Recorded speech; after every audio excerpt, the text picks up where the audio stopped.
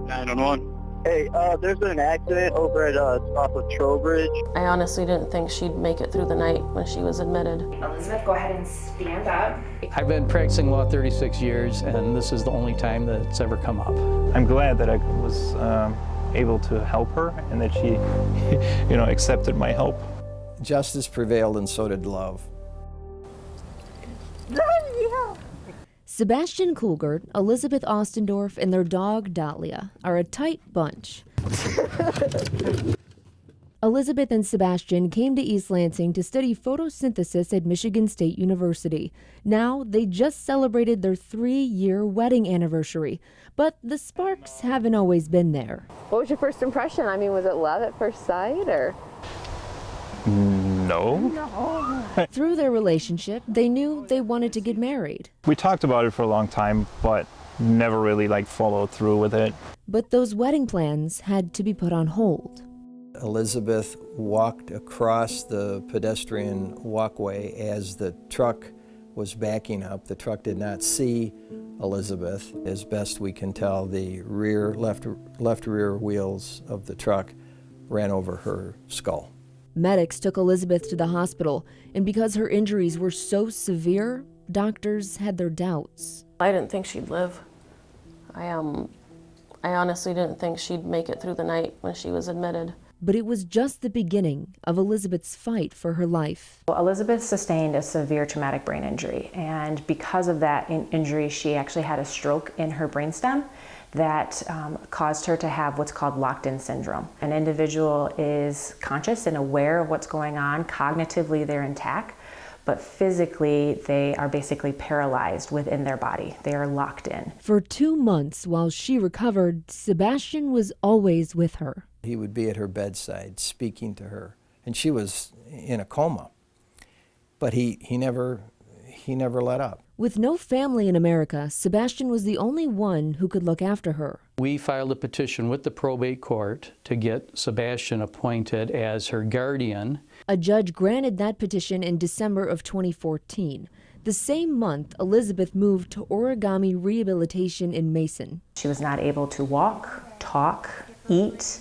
There was no communication that she was able to provide, minus just the blinking of her eyes. This scientist would have to relearn Good. some of the most simple abilities. Do you think you were saying any words then? A tough task, but eventually those tears turned to laughs. And words. And tasks got easier. The odds are fairly low with significant recovery, but she really defied those odds. Beside her to defy those odds was the same person, Sebastian. He was next to her every step of the way. Sebastian had to stay strong for the woman with an eternal amount of strength. Elizabeth, I mean, you're a fighter. Going through all of this, I got to know what got you through it. What kept you fighting? I the knowledge that I can get better. If I knew that I can get better, I think I wouldn't have tried to get better.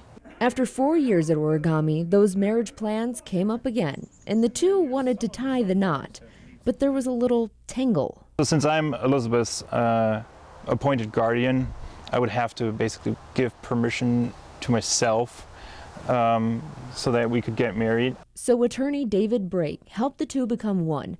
The only time in 36 years of practice, Brake says he had to get a petition to marry. I determined, well, we better get court approval on that because this is such an unusual circumstance.